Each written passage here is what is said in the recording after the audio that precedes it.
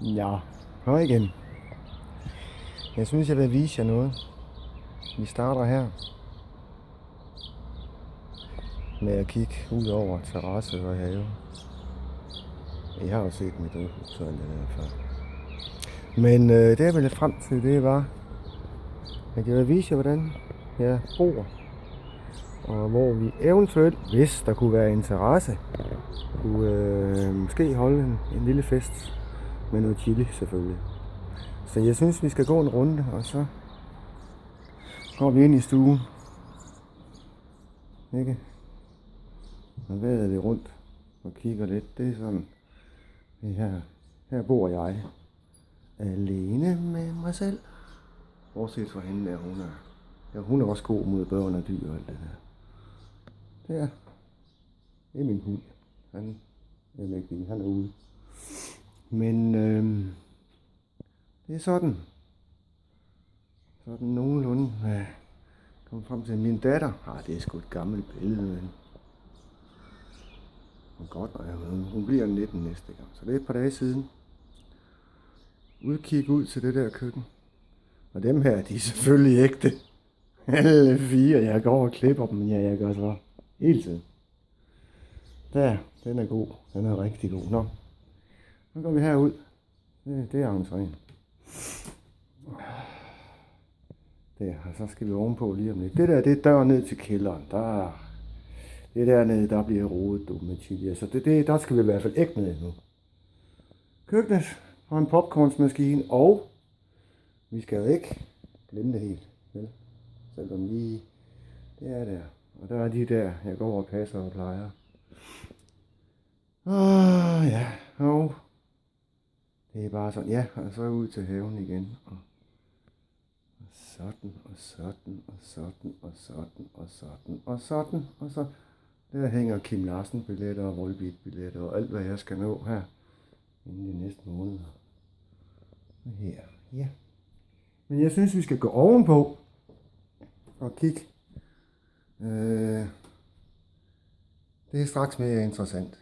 Selvfølgelig er det det. Og vi bevæger os langsomt op ad trappen. Nu skal jeg sgu lige. Fordi, ja det bliver godt. Så har jeg ham der hængende der. 120 gange 120. Den er fed, du. Det er den altså. Ja. Videre. Hen her. På vej ind i baren, der har jeg sådan en stor. Som egentlig er hængt nede i stuen, men som jeg skal have simpelthen få godt plads til. Og min sand, om jeg ikke står der med hat på oppe i hjørnet, jo det gør jeg sgu. Man kan rode sig ind i alting. Nå, ind i baren. Ølstuen måske kan vi kalde det. I hvert fald her. Og sådan ser døren ud. På vej ind. Ja. Nu roder her lidt på det lange bord, fordi der her chilierne, de har haft travlt hele vinteren og alt det spiger. Men vi starter her. Et trommesæt, som jeg ikke kan spille på, ud over fredag og lørdag aften, sent på aftenen. Så synes jeg egentlig, det går meget godt. Men herover der hænger jo så samtlige LP'er. I alle mulige versioner. Der er nogen, der er udgivet i England, nogen, der er udgivet i Holland. Og ja, I synes sgu, jeg er tosset, men det har været en besættelse siden jeg var 10 år. Og nu fik jeg pludselig mulighed for at kunne realisere en drøm. Jeg havde jo egentlig mange af pladerne i forvejen. Men hende jeg blev skilt fra, hun stjal dem. Inden jeg nåede fik den fjernet og solgte den, fordi hun manglede penge. Så jeg har simpelthen startet forfra og kommet rigtig langt med det. Vi kører videre rundt her. Og der er flere LP'er. Alt originalt. Jamen det er støvsugeren, den har jeg ikke lige fået fjernet, du. Det kører hele vejen hen her og ned. Og denne her vej, og så vingen der, og vi kører rundt her. Og de er der alle sammen. Og nu kommer vi snart til noget vigtigt hernede. Måske se. Og der står vandpiven. Det er altså kun til ikke tjal, det ryger jeg ikke. Bare almindelig hygge. Den der plade, den har jeg lige købt. Jeg har kun udgivet 1000 af dem. Det er den til den der film med Clausen. Og den er jeg selvfølgelig glad for, at jeg var en, den fik. Den gule, den er ikke så svær at få fat i. Den havde jeg også inden fruen til mig. Hun stjal den. Den har jeg så fået igen. Der skal hænge blå. Den er svær at få fat i. Her er den røde. Rimelig svær at få fat i. Men tada! Det lykkedes mig. Det lykkedes mig efter nogle 20 år, så fandt jeg den og fik den. Så den skal selvfølgelig op derimellem. Fantastisk. Det var et stort øjeblik. Videre. Et banner, ikke? For helvede, altså. Fra filmen Gasolin har jeg også fået fat i. Herovre originale billeder fra de gode gamle Gasolin-dage. Der er ikke så meget plads over, så det er lige at skulle noget, der er lige lidt gemt. Herinde. Lier. Hatte og kasketter og huer og bøger. Prøv at få fat i alle de bøger, jeg kan, hvor der overhovedet det hele taget står noget. Den Bordeaux derinde, det er en skrabbog, som jeg gik og lavede, fra jeg var 10 år. Det er så nummer 2. Hernede, der har vi chilifrø og alverdens ting, så jeg har pakket fint med. Og vi går lige tilbage lidt igen. Den der blå, der ligger dernede, det var min første Gasolin skrabbog. Der er simpelthen alt, hvad jeg kunne klippe ud, det klippede jeg ud og satte ind og gav stjerner. Den der bog fik jeg fat i, den er udgivet for mange år siden. Lykkedes mig også at få fat i den lige pludselig, så det er genialt. Ja, her er så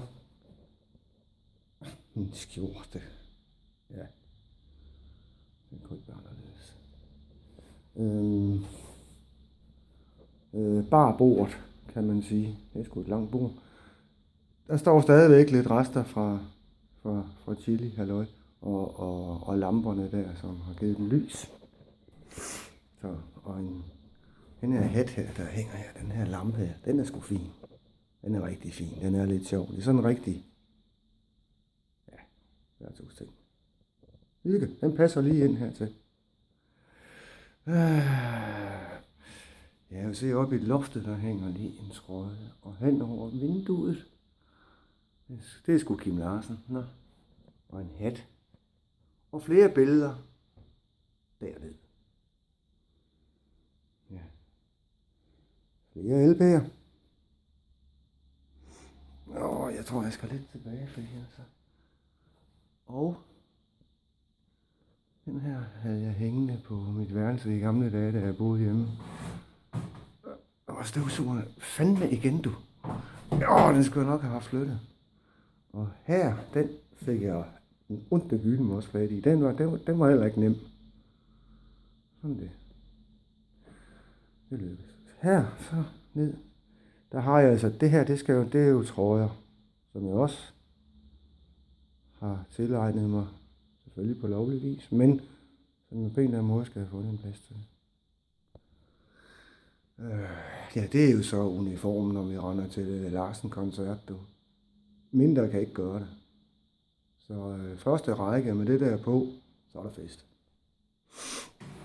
Her nede foran sofaen, der har jeg sådan en vintønde, jeg har engang har fået. Den er faktisk ret fed. Og så, nu ved jeg ikke, om man kan. Der står noget lysestær nu. Men der har jeg fundet alt muligt. Man kan 10 prints, du. Det ser man jo ikke mere. En lighter med Kim Larsen og Kjuken, og så noget gammel tobak. Og noget gasolin og en nøglering og 10 Cecil. Det røg jeg ikke. Da jeg startede med at ryge, der røg jeg Cecil. Det var fordi min mor røg det, så stjal jeg dem fra hende. Så, det var nok det. Så kommer vi over i selve baren. Der er gavlen, den ser sådan der. Og ind i den. Der hænger en vinreol. Den er sjov nok altid underligt tom. Det fatter jeg ikke en skid af. Og så hænger der nogle singler. Her. Som også er sådan lidt specielt nogle af dem i hvert fald. I hvert fald den sidste vi kommer til. Det der med Stig Møller, det er altså... Det er sjovt. Videre. En gammel gasolinplakat, som jeg på en eller anden måde skal have plads til. En paraply, man kan tage på hovedet, hvor står Kim Larsen på. Det er ikke fordi jeg har... Og måske lige en enkelt lørdag, når jeg spillede trommer, så kan det godt være... Det. Der er en masse C der. En original gasolinhat helt tilbage fra den tid. Den der gasolinøl, som ikke er udgivet af ret meget. Flere C der. Ja. Husets svin, det er mig. Det er svinet. Her. Den er ret fed. Men jeg er ikke i tvivl om. Skidt, Karl. Nogle gamle bajere, de er nok ikke til at drikke. Jeg tør i hvert fald ikke. Så kan man få den måske komme til at se sådan ud. Ja, det tror jeg ikke.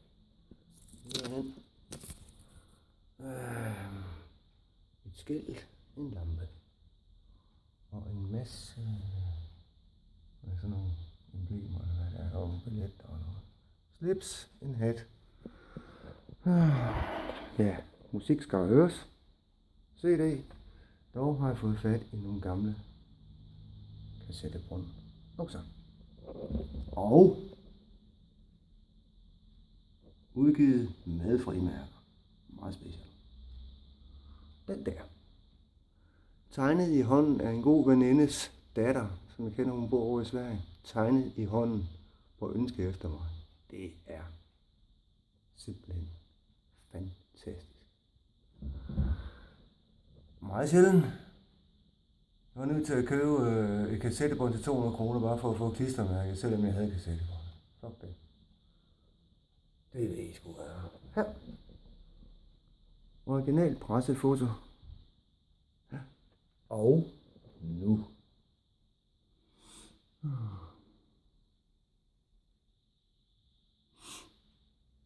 Et brev til mig, altså et kort fra mig til Larsen. Hold kæft, fra Larsen til mig. Fordi at jeg skrev til ham. Jeg har haft nogle hårde tider, det har jeg vist været inde på. Og hans musik har gjort rigtig meget for mig. Og jeg valgte at skrive til ham privat. Håndskrevet.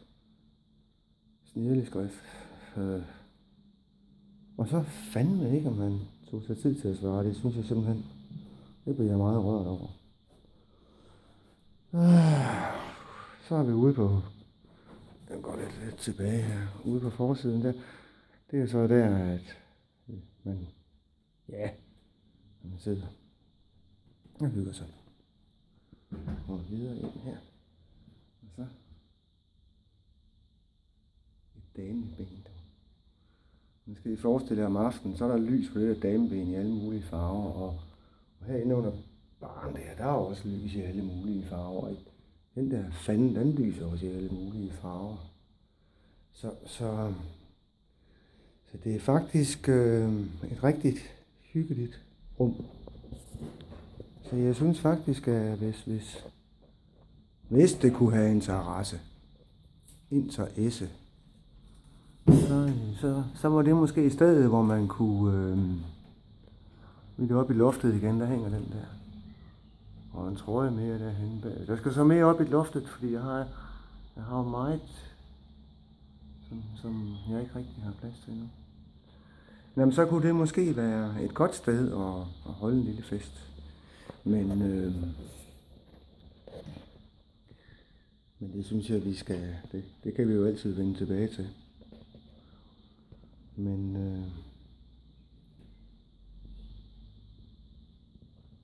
Jeg vil da sige tak for nu, og håber I kunne lide, hvad I så.